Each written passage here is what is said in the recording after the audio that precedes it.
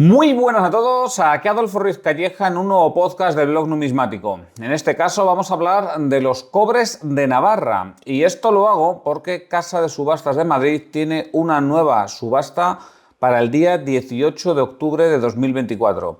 Tiene bastantes monedas españolas, muchas de ellas en unas calidades medias, lo cual la hace aptas para un público muy amplio que quieran encontrar así curiosidades que añadir a su colección. Entre ellas están varios cobres de Fernando VII y esto pues me ha animado a mí a escribir un artículo junto con mi colega Elías Salgado sobre estos cobres de Navarra a nombre de Fernando VII. Y es que la verdad es que tengo poco explorado la moneda pamplonesa, o la tengo poco explorada todavía. Para eso estamos, para irlas descubriendo, y qué mejor que empezar por estas monedas que resultan bastante curiosas y que nos pueden acercar a este primer tercio del siglo XIX y cómo se veían ahí las cosas. Son monedas pequeñitas, humildes, que pueden pasar desapercibidas, pero por lo general son monedas escasas, sobre todo si se encuentran en alta conservación, se hacen muy raras y son monedas, como digo, muy llamativas, porque son muy variadas, vais a ver. Bueno, antes de nada hay que hablar un poquito del tema de los ordinales, que esto es una de las cosas que a lo mejor sorprenden más cuando alguien se aproxima a la moneda navarra, bueno, o cuando alguien del siglo XXI, porque a alguien del siglo XVIII le parecería lo más normal del mundo. A ver, el Reino de Navarra tenía su propia tradición monetaria que venía desde la Edad Media, y esta tradición se mantuvo después de la conquista por parte de Fernando el Católico en 1512. Navarra seguía cuidando su propia moneda, con su propia metrología, su propia tradición, y además llamando a los reyes de Navarra pues por el ordinal navarro. A ver, esto del ordinal es una cosa que puede resultar, como digo, un poco curiosa a día de hoy, porque estamos acostumbrados al concepto de Estado-nación, pero no era tan raro, pues eso, en el siglo XVII, en el siglo XVIII. Digamos que se veía normal pues que un monarca tuviese un ordinal, pues por ejemplo en Castilla, otro ordinal en Aragón y otro ordinal en Navarra, ¿no? De hecho, los tenían y técnicamente lo siguen teniendo, ¿no? Por ejemplo, Fernando el Católico pues era Fernando II de Aragón, Fernando V de Castilla y Fernando I de Navarra. Y ya está. Y eso pues, se veía como lo más normal del mundo. Claro, luego cuando se utilizaron los ordinales para España, digamos para el Reino de España, pues se tomó la tradición de ordinales de Castilla. Yo creo que esto se debe a que, bueno, pues se entendió como que el Reino de España o el Estado de España era una especie de extensión del Reino de Castilla. Y esto, bueno, pues no fue un proceso lineal, no fue un proceso sencillo y yo creo que es un proceso que en cierta forma está inconcluso. Pero bueno, eso ya sería tema de debate, desde luego no debate histórico.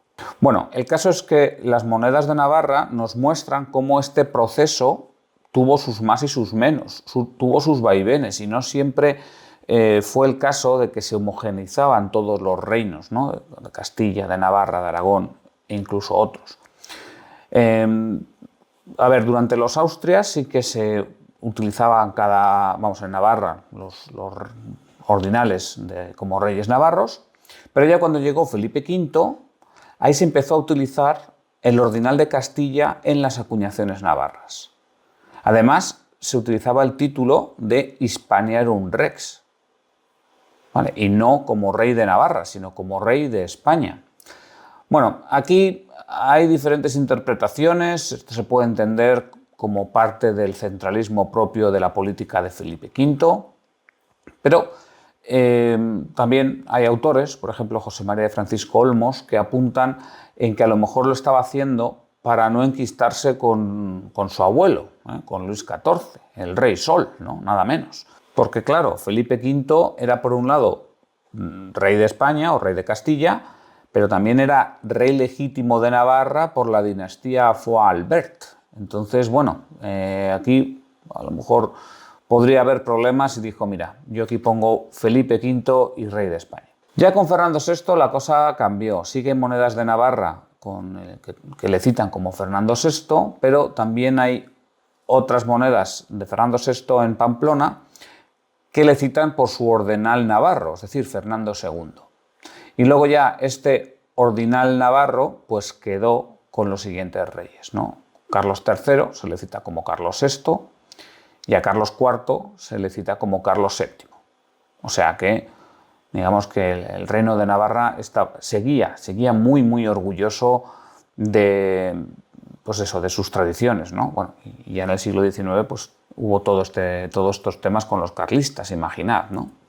Así que bueno, pues esto es un poco la trayectoria que se había venido durante los siglos anteriores o las décadas anteriores antes de la llegada de Fernando VII. Como digo, el ordinal como rey de Navarra, que en el caso de Fernando le tocaba ser Fernando III, y luego acuñaciones pocas, esporádicas y de bajo valor. Generalmente el maravedí o el medio maravedí, que también se le llamaba cornado. Bueno, el momento justo anterior a Fernando VII, lo que había era que no había acuñaciones en Navarra. O sea, la ceca de Pamplona dejó de acuñar en 1789. Esto, claro, provocó un desabastecimiento total de moneda en el Reino de Navarra. Se estaba utilizando cualquier cosa como que fuesen monedas, incluso botones o clavos, o por supuestísimo mucha moneda castellana que circulaba por Navarra. Claro, aquí ya después de la Guerra de Independencia pues intentaron buscar algún tipo de solución, es decir, oye, vamos a intentar volver a acuñar moneda en Pamplona, ¿no? Entonces, bueno, pues ahí hubo una ley el día 3 de enero de 1818, donde, bueno, pues no solo aceptaron que se volviese a acuñar moneda en Pamplona, sino además que se modernizase la producción de esta moneda. Porque un aspecto que no he dicho hasta ahora es que durante todo el siglo XVIII en Pamplona se acuñaba moneda exclusivamente a martillo. Entonces, bueno, ya por fin, en 1818 se empezó a acuñar moneda a volante en Pamplona. Ya era hora, pero bueno, ya lo hicieron. Entonces, bueno, esto no solamente permitió que, bueno, pues que fuesen monedas mucho más bonitas estéticamente, que pudiese haber un grabado más complejo, un título más complejo, porque, bueno, la acuñación a martillo, pues la mitad de las veces no queda bien centrado y la otra mitad queda medio título fuera de la acuñación, ¿no? En cambio, una acuñación a volante, pues ya digamos que queda más o menos bien la acuñación. Bueno, también eran monedas con cordoncillo, ya las de Fernando VII, entonces, bueno, son módulos redondos, estéticos, con un diseño bastante más complejo, con cordoncillo, digamos que eran monedas a la altura de sus tiempos. Podríamos decir que durante el siglo XVIII las acuñaciones navarras se habían quedado un poquito rezagadas, pero ya en el siglo XIX se pusieron donde tenían que ponerse. Y bueno, pues ya después de todo esto vamos a ver exactamente cuáles son estas acuñaciones fernandinas en Pamplona. Los primeros que se acuñaron, y esto a nadie le puede sorprender, eran los tradicionales maravedíes. Aparecieron maravedís con el busto laureado, con el busto desnudo. También aparecieron otros módulos. Aparecieron los cornados, como digo, también tradicional, y luego aparecieron múltiplos del maravedí. Aparecieron los tres maravedís, que popularmente se les llamaba tresenas, y los 6 maravedís, que popularmente se les llamaba gros. Fijaros que el gros también era una moneda tradicional en Navarra. Bueno, pues estas monedas se acuñaron en 1818, como digo, y continuaron en 1819 y 1820. Es interesante que la leyenda se vuelve bastante más compleja, como digo, con respecto a la tradicional acuñación de Carlos III o Carlos IV, y esto es simplemente pues porque ahora la acuñación es a volante y no a martillo. Y luego también es curioso que en el reverso aparece una leyenda bastante curiosa, ¿no? Indica Cristiana Religio, y además detrás del escudo de Navarra aparece una cruz, pues semejante a la cruz de Malta. Bueno, pues aquí vemos cómo se está haciendo una alusión al rey y a la religión. Este lema de Dios, patria y rey, bueno, pues a lo mejor ya estaba presente en Navarra en época de Fernando VII. Llegó el trino liberal en 1821. Y aquí las cuestiones ya cambian, ¿no? O sea, fijaros que se empezó a acuñar en el 18 y en el 21 llega el trino liberal. Estos liberales centralistas de la época, afrancesados, tienen una mentalidad muy diferente. Este trino liberal lo que busca es la centralización, la homogeneización, digamos que va dando pasos, y fueron pasos muy grandes los que daban en esta época, hacia el concepto actual de Estado-nación. Entonces, bueno, resulta que las acuñaciones de Pamplona simplemente se interrumpieron. Se interrumpieron y no hubo acuñaciones en Pamplona durante el trino liberal, salvo en 1823. Fue en un momento en el que Pamplona estaba sitiada por los absolutistas. O sea, Pamplona estaba en manos de los liberales, sitiadas por los absolutistas, y resulta que este gobierno liberal ahí acuña unas monedas obsidionales de 8 maravedís. O sea, estaba acuñando realmente moneda castellana o española, si lo queréis decir, en una Pamplona que estaba sitiada. Y, bueno, curiosamente, para hacerlo, pues lo que hicieron fue fundir tres piezas de artillería para poder acuñar esta moneda y que hubiese algo de circulante, entiendo yo, dentro de la ciudad.